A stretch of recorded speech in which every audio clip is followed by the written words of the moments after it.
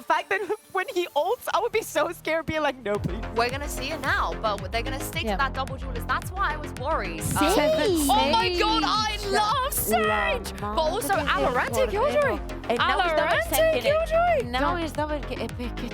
Don't get me started on Valorant Killjoy. He had the biggest live game against us in Spotlight Series on Killjoy, so he needs to be as good. So how would you today. define him as a Killjoy player? Annoying. Annoying? Very annoying and tilting. So yes, I have all my eyes on him.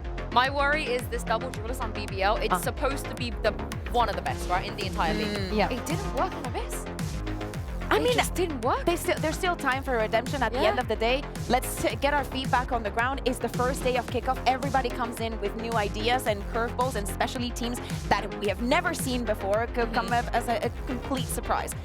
Maybe for Pacific that was the case. They can settle on Pearl. What a way to start the year. Also Cena Yoru as well. Yeah. I am Love still not that. quite convinced with the Cypher from BBL. I know they use their own. They're so Cypher-pilled, use aren't it- they? Yes, they have Cypher everywhere, basically like on every map, each comp. And I'm not quite convinced of the impact that the agent has in the current. For me, it's the mental game, because if you're Pacific, the job is not done. But for BBL, they don't lose a lot. Unless, I guess, it's against Enzo's team for some reason, but they don't lose a lot. So how do they bounce back? Because this is VCT now. It's not Ascension. It's not tier 2. Has to be mental, maybe a little bit of that extra aggression. Something that brings the confidence back, because we're seeing a Pacific that is having a lot of fun. Also, my question is, how many rests are we going to see on that first half, knowing that Sage is on the rest? How many players are playing on that side? Yeah, but his Utah's been so on point. So I fully trust that this could be, you know, the Battle Sage hoodie performance, Mitchman and Tombiz, that we're going to get on Per. Over to you. The Battle Sage hoodie. I was just happy when he stopped playing Jet, but now it's time to see as we move to map number 3. When you said Seven's stop gonna playing, I perform. thought Sinner was about to come after you. It's Jet. Playing Jet. I think he's great on other roles. Very smart FPS player. I Mitch love you, Van hate Hoodie watch Cino. comment. Please, please don't hate watch me. It'll be too easy for you. So for 7, phenomenal performance last 2 maps. No surprise he's taken the eyes of everybody backstage, front of stage. I'm now excited to see what he can do though on that Sage. I think that last time having the KO, so many little flashes coming out of smokes, aggressive angles taken. Will we see that Battle Sage? Will we see all-out aggression from 7? I hope so. Yeah, if he keeps this up, NRG are going to be looking at his buyout. That's all I'm going to be saying. He's been insane so far. And yeah, it's difficult to keep it up. I think especially with this double duelist, the Sage is just annoying. Like, you can keep slowing down the Neon, you can keep putting walls up to basically block these super aggro plays. And while speaking of super aggro plays, BBL are pushing up mid, but it's solo. Yeah, I was about to say, LaRock is taking a bit of a risk, because it seems like Pacific have been perfectly happy to just wait at the beginning of a lot of these rounds just to catch those sort of aggressive plays. Look at the sneaky play by Valorant. He's caught Kreven completely off guard. And it's not even like Pacific are going off the back of that. They're now waiting. And it's the right call with 3 players towards B. They want space elsewhere, assuming those rotations have come through. And Valorant, he's got the rotations back to A. He's heard 2 going. Now they push into the B site, knowing that whoever's there should be on their own. It's a free pick onto Loida, a wall that isolates an angle deep on site that Ninja can pounce on the back of. This is a really nice pistol from Pacific so far. And finally, a blow will be dealt. Damage onto a player as CNET goes low, but LaRock finds himself alone to finish his dinner. And it's a big plate on front of him. 4 players left even after he's taken down 7. Another solid round for Pacific. The push and pull that they have, constantly baiting in aggression from their opponents, and then the crossfires left at the end. The second they get into the post plant, you have to feel confident in this team. And yeah, it feels like BBR are almost falling for all of the traps that are being said. Like, we make a little bit of sound, we put a bit of pressure, and then they're just trying to put too much into, okay, I've got to now take space. I've got to go into this position because we've lost this position. I need to take here. And there's just a player waiting there from Pacific every single time. Like, the amount of free kills we've seen in the last couple of maps where BBR are so convinced they're doing one thing and the opponents are doing the complete opposite. You know, the mental game's certainly been in play so far. A 1-0 start for Pacific, pistols in play for BBL, but they've decided to gang up towards this A site. Strength in numbers, perhaps even safety. We'll see. As BBL look to execute straight out into A main. A lot of players waiting there from Pacific. But the slow down, it's not going to be an easy push. Straight into the meat blender, head first as Ninja picks up the triple. And finally, a kill will come in on the other side. Hey, that's something. And, 4 more to drop. The question of damage, I suppose, now in play. It's whether or not he could drop any of those weapons. Likelihood is slim. It would have to be a whiff shot or 2. And I think there's one. Even just the heals coming in. Nice shot onto Ninja at least. Anything more would be impressive. And well, they're going to at least manage to keep all of the rifles through to the next round. It's the bare minimum, you'd say, for Pacific and for BBL. A couple of extra orbs here and there. But I kind of do feel like BBL need to get back on the horse a little bit earlier, because the last map, it just felt like after those first 4 rounds, they almost just choked out the rest of the map. And I think if Pacific get a good start, well, think if they got a good start back on map number 1, they might have 2-0'd this. Without a doubt. Yeah, I mean, that first half of Breeze was so damning that we didn't even think there was a game to play. It feels like it was about a week ago. It does. I'll be honest with you. And I think the reality is, for them to bounce back is remarkable in and of itself. Now, immediately, this slow has caused some problems. They were both deep seized smoke as on well. the other side. That's going to stop any capitalization, but slow down that takeover A. Usually players would rotate out already. Luckily, you've got the gate crash to immediately send Lover's Rock to the B site. And from now, this is fine. BBL have fought for some early control. They've pushed Pacific back, and it's the attackers that need to now make a move with no real info to play off. And they managed to clear out a lot of this early Cypher utility. And that seems to be the aim of the game so far for Pacific. Just try and bait out any util early and then make a decision. They've been happy to execute late. Kreven, though, he's just decided to try and take things into his own hands. Fights aggressively. Wall to block things off. They can now make the sprint back towards the site, and there's no real chance for a flank to come in behind them. At least not very quickly. Loiter in a good position, though, and the crossfire is magnificent. Lover's Rock and Loiter thriving as they look to try and push in. And, well, Cupid's left to try and clutch this one out. They are not going to jump peek that again. Even with that opening fight not going their way, Kreven falling towards Connector, I like what they were setting themselves up for. BBL obviously reading into the fact that an early play from Pacific in the pistol was to make a little bit of noise and then exploit that space towards the double door, and thinking that maybe they'll do it now, then they're on that low buy. They stack up numbers there. They're ready for the fight. The bonus is being denied any real impact as a result. Again, even though the first fight went their way, I think very nicely done from BBL. And just to add to that, the fact that they decide, I think it was Loida who was in connector deeper. As soon as Kreven falls here, Loida leaves and sets up this crossfire on site. That was the right call. But that has been, I feel like, something missing, especially in the last map. Like, it felt like a lot of what they were doing was, I'm going to make a play. I'm going to do this. This was much more of like a, let's play this together. Yeah, exactly. Let's get that crossfire set up. And I think that's probably what Coach Key was sort of hammering home in the break, that like, yeah, sure, Pacific called a fantastic game, great individual plays, but there were also moments where you felt like BBL lost themselves the map as well.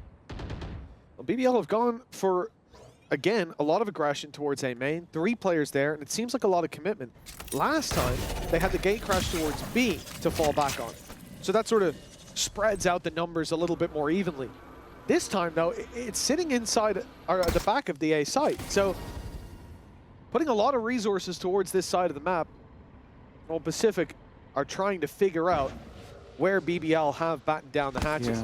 Prowler on B, players poking and prodding on mid. They're going to re-clear A main late as well. Right there. They haven't really got anything to work with on the side of Pacific, but it seems like they're making the right read to move this towards A. Yeah, I think for the BBL, you have that aggression because you want to, like, if you play on the sites against a Nightfall, there's going to be a lot of angles that are just cleared out by the attack almost for free. So you get aggro one side and you leave the other side empty.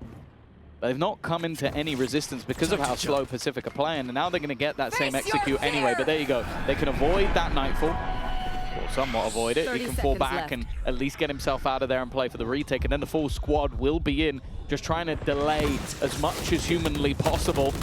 And they have actually managed to stop the plant going down. They've done really well. BBL responding Great to every spam. piece of info sent their way. Ninja's already down. Good spam from LaRock. Gets a second. This is clean for BBL. Half the players they're not even seeing. As Cubert eventually finds one, there's 6 seconds left. The spike's not being picked up. They have to stick to plant, and they can't even get close. Very nicely done by BBL. Again, I think there's a number of moments here where they're playing a main aggression at the start. They go back, they clear art, then they go towards the double doors because that's where Pacific have found that weakness before. Yeah. It's what they've tried to leverage, and it was even faked out by the Yoru there. So it felt like BBL were being taken by the hand down the wrong lane. They were being misled by that information, and yet they then quickly make the adjustment to realize something's wrong here.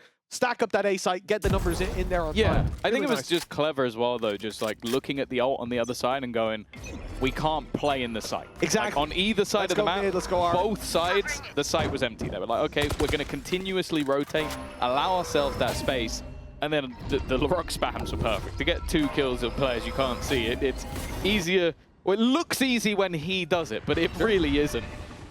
And well, that's a big punish for Pacific. That was them coming in with 2 fairly high-impact ults. Obviously, the res fairly situational, and rifles, and now they're right back to the pistols once again. I do wonder when is the moment the Pacific pick up the pace, because I feel like they were able to punish in the last map by being this slow, but if their opponents are not giving them those fights, which, look again, they're not, you now need to pick up the pace to force them into some decisions. Otherwise, that util is going to be held for a long, long time. Usually you get the Cypher around here. This time it's going to be LaRock.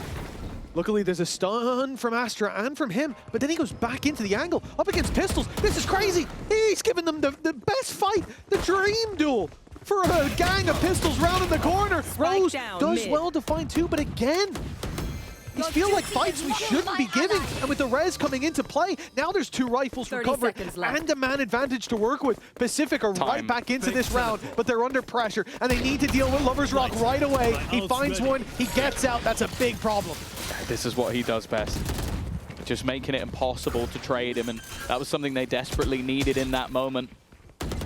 Flash is even going through the trip. It's just going to have to be ignored because they need to get that plant in, but that allows Lover's Rock again just to reposition. Not gambling anything.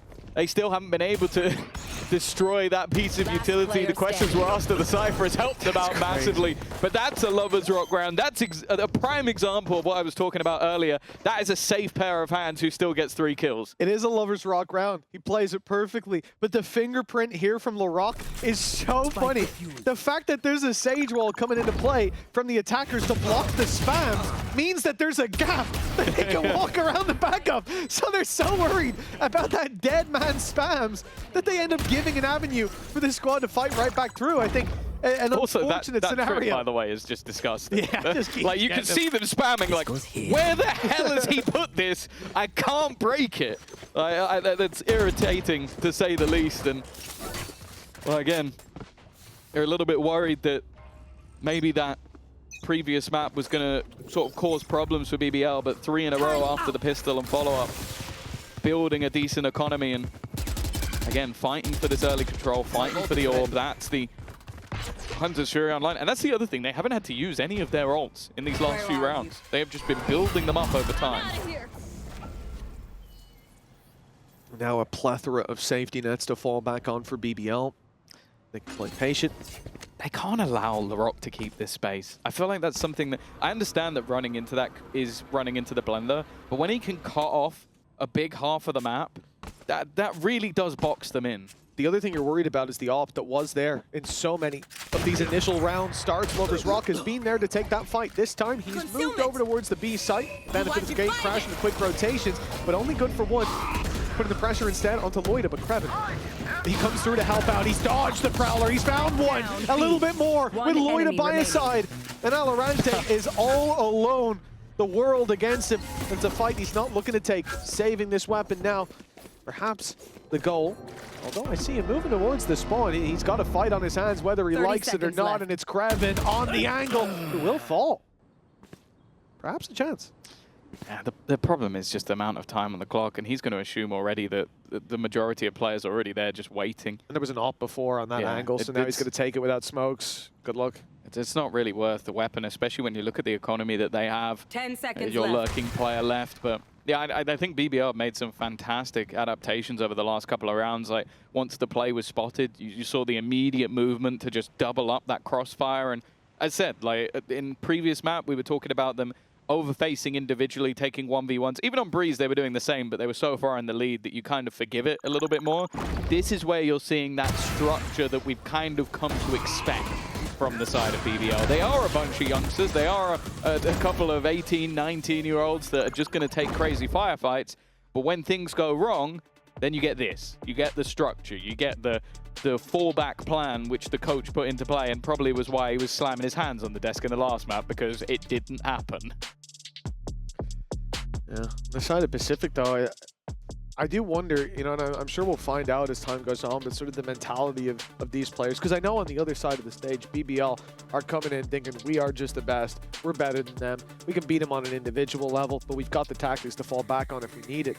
For Pacific, though, with a lot of new faces to this level, and I know CNET's always been a super chill, kind of humble guy, despite even when he was at the very peak of his career on the Jet. So I do wonder sort of the mentality of these guys. If they're like, if they left today on a 2-1, having really pushed BBL with the performance BBL's had, will they be the kind of team that sits back on that and goes, you know what, we did well? No. Or it says we didn't do good enough? No. Just from knowing any of the players on the other side, I think Valorant, for example, a loss is a loss. I don't think he'll be like, hey, yeah, we were pretty good. It's like, yeah, we lost. We're improving a team in the future. No. We're not a team for today. They're going to want to win. Okay. And I think that's why they're 4-2 down here. They're taking those proactive pauses. I think Leader as well, I don't think he's the sort of person, but like, he will look at the positives if they lose, but before they lose, he doesn't care. Exactly, yeah. I do think for BBL, though, as well, learning how to lose at this level is going to be a big thing. If they have to. You never know. Yeah. Hey, they lost how to lose a map, and then now they're in a position where it's like, okay, that's enough. Let's not do that again. I didn't like that. I've learned what it's like, and I'd like to forget. But for Pacific, rifles and a slow approach here on the attack, they have to be cautious. Remember that operator picking them on B last time, but again, it's towards A now. It's going to constantly be moving around the map, and so they have to be very, very conscious of what risks they're taking on this attack. He hit Ninja there. He traced where he thought the Prowler was coming from and almost managed to kill him. Swing. Patience from Seven, waiting on the edge of the trip. Starting to piece things together. Lovers Rock's position, though. This is what I said about them, allowing them that main control is something you really can't do a lot of the time. How much can he get? That's already one, and now he even has the get out of jail free card. He can just look to try and give information, knows there's only a singular player here, and they've lost the B site. That's the thing, they weren't just sitting pretty. A nice clear, though, gives them that man advantage. CNET trying to lurk on the back line where he's going to be revealed. A high-impact ultimate in the Neural Theft will mean that there's only 3 players on the site itself, and while CNET trying to find a fight. That's the problem with him giving those fights on the A side. Kraven's already taken CNET down. Cupid and Ninja to do it all. Ninja stuck in the corner, finds one, but now he's boxed in, and he cannot fight his way out. Another round for BBL, climbing up further into the lead. He's fully giving it after that round. I didn't hear what he said, but I could hear him from outside my headphones. Yeah. Bleeding in. That's impressive down on that stage, the reach up here. That's the problem. I said it a couple of rounds ago. You allow them to have that A main control, and then it did, like, okay, you can try and swing into Lover's Rock there, but Oh, I heard it that time. Yeah, he said, I think you guys should stay seated.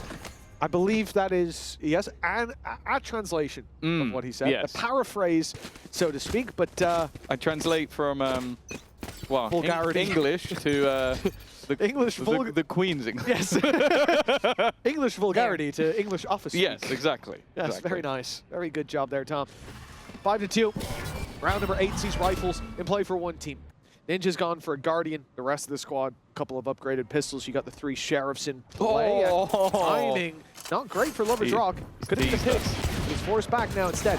Again, I'm drawn to this fight on the double doors, Tom. BBL up against the pistols. They've been keen to take a lot of risks towards double doors. Just look where Kraven is. I mean, now he's backed off, but both himself and Loida were tucked in that little corner there. And that's risky as hell. Oh, minute gone. Oh, he's not able to escape this time. Right here. tried to duck away from it. Rose is also holding on to the angle. A lot of the time, Lovers Rock is seen alone, but they don't want to try and put too much here. Loiter is waiting in the second. Yeah, immediately. Smoke up. We'll just look to delay them as much as possible. Pull the rotation in. His teammates just about going to get there in time. Kreven waiting and watching, but it's only now that the third is getting into play. Seven trying to make his way, but the cage would give away a lot of the noise. It's not perfect, but Kreven is there to pick up the pieces. Nice work. Had a quieter prior map, but he's definitely looking like he's having his moments in this one. I love that target selection at the end. He swings out, aims at a player, goes, oh no, my teammate's got him. I'll take the other guy. No problem at all. Quick adjustment. They take them both down like it's an execution. 6-2 for BBL. But I think the big part of this round is the fact that Kreven, not only in the end getting that impact, but had that trap online in Art. So yes, they get a pick there. They're trading out that battle. But when the trip goes up and nobody breaks it, BBL immediately rotate out. Yeah. They're worried about to push through double doors, and then they go to spawn and move on to that B site. Already ready for the battle. They did really well to set themselves up for that. Is where they finally challenge for that A-main control. It's a little bit worrying, and they've lost the rest of the map. It's almost like BBL had the perfect read. It's like, okay, they're finally going to try and deal with that position. Let's all push mid. Let's start getting a little bit risky in Lovers Rock again. It's looking like they might just be slaughtered. CNED's done well. He's going to get traded out immediately. And for VALORANT, okay, I didn't expect him to win that one. Ninja as well has caught the rotation. What was looking like a potential dominant round from BBL now comes back. Now this lockdown, it doesn't clear everything. Rose has the angle. Face your That fear! wall long, there we go. He has to be pushed back by the ultimate. Otherwise, that was a big gamble on a player with 56 HP. That shock dart was so close. This one's bouncing. But VALORANT dodges them both. The shots of Loiter, though, they land flawlessly. And Ninja, maybe with no hope, he has to walk through that smoke or wait for it to fade. 30 seconds. And they'll start to think maybe he came mid. He might have wrapped around. You know, that ult came through. What if he's gone through the spawn? But it seems they know. they do, for now at least, hold the same angle. 20 on the clock. He could have went back to mid, but they are still certain that he'll come through that smoke, and for good reason. 7 on the board now. BBL, it's not the first time I'll say this, but they're running away with this first half. Yeah, it's if anything, it's a little bit more concerning than the last, because at least there was blips rather than just the pistol in the second round, but this has been fairly dominant in the manner they've done it. I'm also just, I don't know if Ninja thought there was somebody coming in from behind, but it seemed like the two players in that clutch were just not on the same page. Alarante's trying to plant, and the other player is just trapped outside. It left him in a horrible scenario to try and face off in that 1v2 while planting the spike, which you're not really going to win. Well, a timeout for Pacific, as they will take a moment to go back to the drawing board here. It's been a BBL show on the other side of the stage. And let's get to know Loiter a little bit better. Eats blueberries before the game. Interesting. When was the last time you ate, I don't even want to say a blueberry, a fruit? A fruit? I had some raspberry chewing gum today. That's, no, the actual fruit, not like it something has a picture with, on the... Yeah, it doesn't matter, no, an actual it tastes fruit. like it, so I think it has the vitamins. No. Well, genuinely, do you actually know the answer to that question? My dog eats blueberries. They're good for dogs. So you own blueberries, you just don't eat them? I have not eaten them unless it was in a smoothie in many years. Many years. That goes for all fruit. Okay. No, I mean, I'll have a banana here or there. A little apricot. Those little Saturn. What are the ones and you love cucumbers. You got me in Ukraine. Well. One of those ones, Saturn peaches. Those were fire, bro. You introduced me to a whole different, thing. I think that was like 3-4 years ago. No, that would have been like 5 probably at this point. Okay. Early days. Good to know you remember the last fruit was 5 years ago. Well, no, I mean, I've eaten the Saturn peach since then. That's when I got addicted to Saturn peaches. Realized beautiful. Oh, CNED. He almost had it, but Lovers Rock disappears, and now CNED does too, but not to safety. Oh, a sacrificial lamb. The whole squad seems to be. VALORANT doing his best, but it's just not good enough when it's the entirety of BBL that you need to take down. 8-2 now for this squad. The defense looking flawless. This might be a bold thing to say considering the players that we have in the league. I genuinely think the player that we most annoying to play against is Lovers Rock. because like I would say a solid like 90% of the time he gets a kill, he's gone. Like you can't trade him. Like I can think of once where they've managed to insta-trade him. And that was with the pistol, and he tried to duck and immediately TP, and they caught him in the last split second. There, he's being run at by an ult. Yeah. He shoots the guy behind, he's gone. And again, look. Can you imagine how good it feels to be Lovers Rock, to come into this league, and then the devs are like, yeah, we're going to actually make it easier for offers to have impact. We're going to take away some of that pesky initiation utility. And this guy is just having the time of his life out here. An unbelievable debut on that stage. Well, with the EMEA colors. Yeah. He's been technically down there. Yeah. But he was the there before. top fragger in their finals. So he knows what it's like to get a lot of kills with an operator on that stage. And yeah, as you said, since then they've helped him out. And it is something incredibly rewarding to watch a player like that really hitting his stride, finding that impact so early on in his career, because how much further can he take it? I mean, you think about being down on that stage, playing on those PCs, on those screens, it takes a while to get used to. And they've come in looking like this is their second home, maybe even the first home. Yeah. The story that was always told was that he had probably some of the biggest boots to fill. Yep. A man talked about as a prodigy, and he has filled those boots incredibly well. Still alive on the site, looking to try and deal more damage. Oh, he's going to get out of there just in time. I feel like he maybe could have got more, but that's the thing. Look at the weapons on the other side. He doesn't need to take a gamble, take a risk. In fact, he's got that dimensional drift just to try and give his teammates exactly what they need. Nice shots from Loiter and Cupid. All he can really hope to do is slow them down. Any utility he could place will only buy so much time. Immediately has to use a piece of it, just trying to get himself a little bit of extra space. And actually, there's not really anybody watching from the angle he's coming from. That's a good chance! 2 already found! It's a bit short of 2 on the other side, but unfortunately, couldn't quite close out what would have been a miracle clutch. A very nice try. But the round still ticks over for BBL. Oh, it's going to be heartbreaking being that close to, again, a breakout round for Pacific. I hope, oh, yes! Oh, he's so good at the game, man. We saw that from the perspective of the second guy he killed, and it looked more outrageous, to be honest. Spinning on a dime for Cupid, the IGL down there. He's been having some great rounds, but that one would have taken, in the series, not in this map. But that one would have taken the cake. What sound did Pinky just make? Not sure I want to answer that question. I plead the fifth. The Pacific 2 rounds on the board. Heard Zesh make that one. The team who has the most dominant scoreline of the match so far on Abyss, 13-7. Pacific made it look easy. They dismantled BBL, but now the shoe is very much on the other foot. Yeah, I think they've got the shoe, the tracksuit bottoms, the jersey, the hat. Like, it really isn't... let's just say the first half of map 1 and the first half of this map are looking very similar. In fact, we might end up with the same scoreline if Pacific can win a round. They won rounds 1 and 2. This has been 9 in a row. And I can't think of any of those 9, other than maybe the Cupid clutch a few seconds ago, that looked like they were going to win it. Yep. Yeah, and even then, Hubert was, really fighting an uphill battle. In the rain, in the muck. For Pacific, third round. It's what they want, and they've started out well. LaRock dealt with off, posted on the angle. CNED might have seen a hair from Lovers Rock's head there.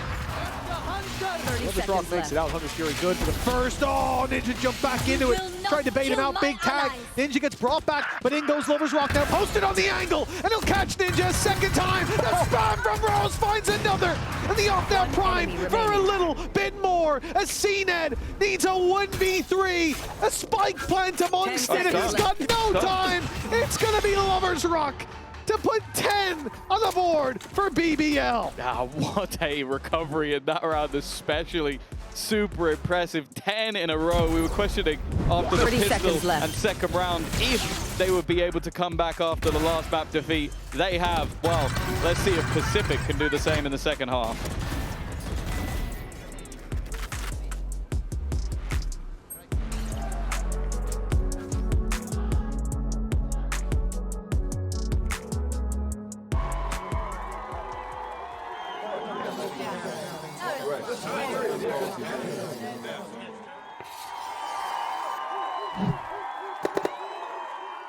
Red Bull gives you wings.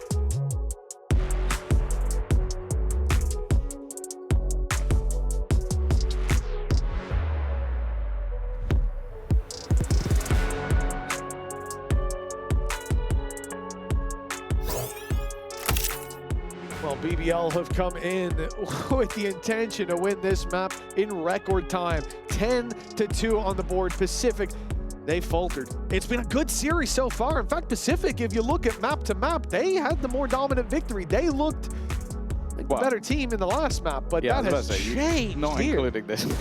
Yeah, first two maps I'm talking about, right? Yeah. The math ain't that bad. No, Lovers Rock has been a different beast, and if it wasn't even if they dealt with him. If Loiter found himself in the right position, 14-4 as well. He's being overshadowed by the duelist that just doesn't die. Yeah. Like as I said, he's got to be one of, if not the most irritating player to play against. He is just Houdini. Like, you see him for a second, you're either dead or he's gone. Well, the next generation of Turkish talent up against the old guard of CNED. And in a pound-to-pound comparison, granted, it was the attack side for Pacific. If we saw CNED playing defensive off for a whole half, maybe it would be a different game. But it ain't a different game. The one we're looking at right now, Lovers Rock, is drawing all the eyes and X's over the face of his opposition. Pacific, 2 on the board. Losing this pistol probably means losing their first series on that stage. Yeah. And they won the last pistol, and it still didn't make a difference. Yeah. So 2-0 up. it's a lifeline, if they can get it. They've been decent in these pistol rounds, but it's safe to say the buy rounds have firmly gone the way of BBL in this map. Bandit Purge. So we've not seen too much of the new weapons so far, here and there, but not so much in pistol rounds. We'll see if Laroc can show us why people should start buying it. There isn't any head armor anyway, 30 so seconds left. he's going to be finding himself a little bit extra. CNED's there to start. The push is looking to go in the other direction. They've left the lurk of Kreven as well to try and catch them on the rotation.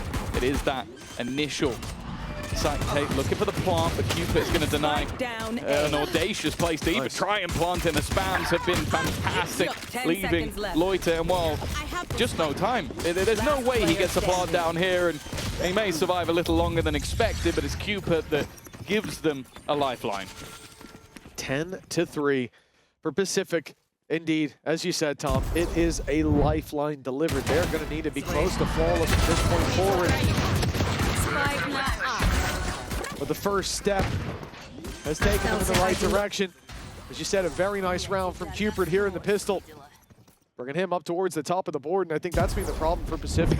They have That's not a good sign. If a 3K can bring you from the bottom to almost the top, we are in a lot of trouble. Yeah. Unless everybody's got like 20. Hey, or unless it's round 1. Sure, yeah. That effect is fine there. And it is round 1 of the half, but not of the map. So for Pacific, we need to see them find that confidence. Because, again, for me, I understand it won't be the same for the players, but for me, this is a team that can bomb out of kickoff, and as long as they bounce back stronger, as long as they're learning, as long as they're improving. But I want to see the promise, and in the first 2 maps, we did. It was late coming in on Breeze. It was there from the start on Abyss.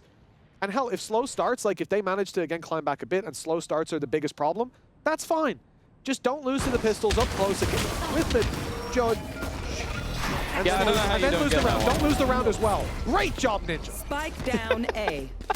One enemy remaining. Oh, there you go. You can be happy. I'll let you take this one away. I'm sure Phenomenal work, really. Loiter's not going to lose to Timmy the Turret, but he might lose to VALORANT the Turret. He has the human turret. Strikes again. There's Pacific bring us up to 4 now. 4 to 10. It's a big old gap. It's not an easy one to work with necessarily, but this round here is where it could start. You do come in with a lot of promise, I'll be honest. Like Bulldogs, a Spectre, and an Outlaw. It is a mixed bag. Throw in a Sheriff. Pacific are playing for the next. They're playing for it to be 11-4. For it to be a strong So that's economy. your friend, right? Yes. That's, Okay. Just checking. that's my duo. Placing swamp. And the reality is it's not a round that they should win, but they have a lot of promise in it. That Outlaw, a few shots landing from that can completely turn the tide into Pacific's favor. I got a question. Damage is the name of the game. Yes. How many times do you think Pacific has managed to get the A orb? In the first half. In any? Spike down I'm thinking A. it's 0. Or maybe 1. Yeah, I don't remember on the attack. They often gave up A main. They took an initial fight and the utility sent them back. Deep Astra smoke stopped them from But pushing through. it seems like BBL just they got it on the attack side as well. They're just running it, taking it early. It doesn't matter. Obviously, the early pick is way more important, but I do think that's just been almost free ult economy throughout this game so far for BBL. A big part of their game plan and something I wonder if it's going to be pressured. Sage Wall will slow them down, but they're pretty happy to wait this one out. Cupid, he doesn't have to worry just yet, but the second that wall breaks, which will be soon, he doesn't really have the weapon for this. He's heard them though. 3 players breaking it, plain as day. They know this is an A hit. He's got safe inside the smoke now, looking to take the fight up close, but it's the Outlaw CNED that I'm worried about. That man is going to have a tough fight. Smoked off, walled off, and there's not much that he can do. They left the player on site isolated as Cupid falls. Now Pacific have to think about the retake. They're not going to deny that plant, but they have taken down the Rock. Numbers advantage back in their favor. Lovers Rock looks to recover though. It's a big play from Lovers Rock. A triple under his belt already. And with Ninja, the last man standing, he's found the disappearing man, Houdini, in front of him.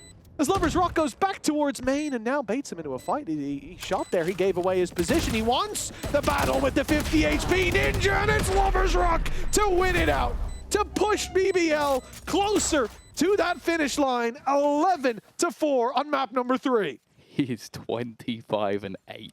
Like, a lot of the beginning of this round, again, it was a solid start. I think Cena did a fantastic job getting openers with the Outlaw, but this was just disgusting. And then just the confidence at the end. We talk about how he's always repositioning, always taking different fights. That one was, I am standing here, try and kill me. And he couldn't. I also don't think he knew it was 50 HP, because unless I'm mistaken, he was the only player to do damage to him. So he lit him up in the earlier fight, and then just went, screw it, come find me, bro. Come find me. I don't care. I can play time, but I don't want to. I love that attitude, and it really is just, as I said, BBL are a team that came in and said, we are better. We can beat you individually. I don't care. And Lovers Rock's embodying that right now. He's going to stick that TP. Of course he is. The ult into the spawn. He's taken down CNET from behind. He's overran the B site, and now he's gate crashed out of there for free. He took his op. He took his op. He went in with a rifle, went, I'll have that, disappeared, and now he's got the op locked in. I wonder if they'll even realize that it's gone. And that might just be a nasty surprise. They look to come back into the site. An operator trying to hold from the heavens of smoke will lock them out at least a little bit. For Pacific, this is everything.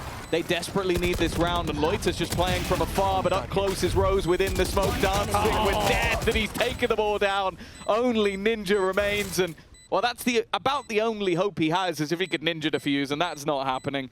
Just forced into a retreat. Another BBL round.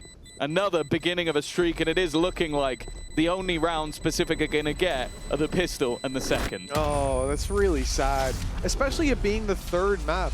You know, I would expect Breeze to be somewhere that, it being the pick of BBL, Pacific are caught off guard, the new map back in the pool, but they came in with a new composition, new ideas, and those ideas were pretty good.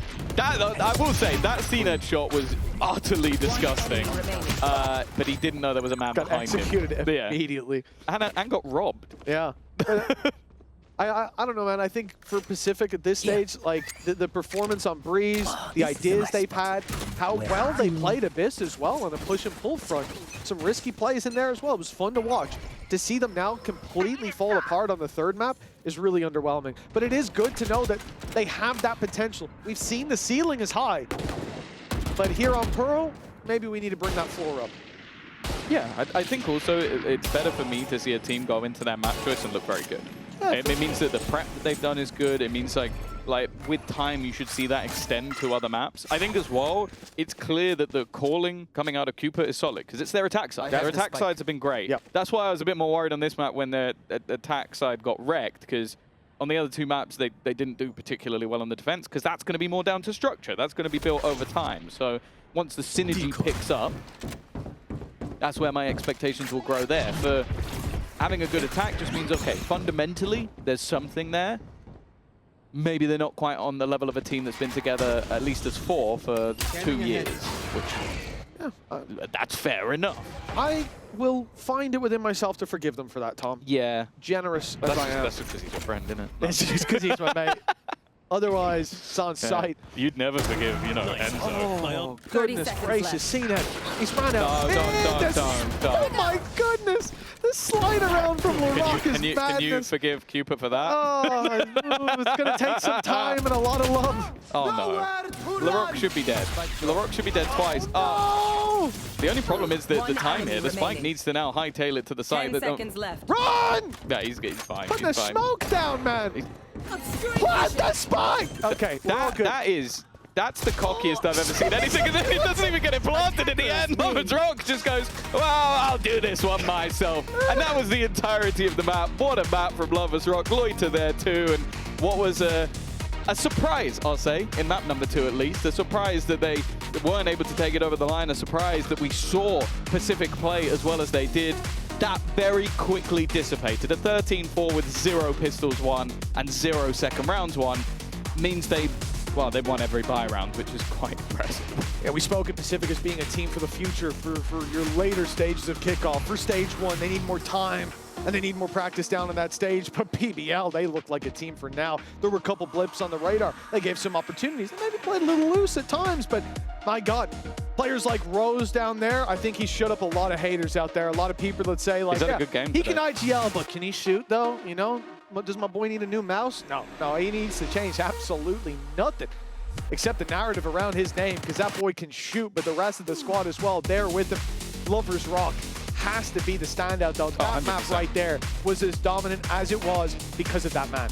Yeah, insane operator player. I think that he was great before. I think the meta now is even better for someone like him. And I think a lot of teams are going to have to go, okay, we don't only have to beat like a LaRock or Loiter, these youngsters, we have to beat Lovers Rock. We have to make sure that he's not able to get away with as much as he is, because he genuinely was playing like Houdini. He found one, he disappeared, and now you have to find him again. And, well, it's like the toughest game of Where's Waldo you're ever going to play, because if you get it wrong, you die at the end. Yeah,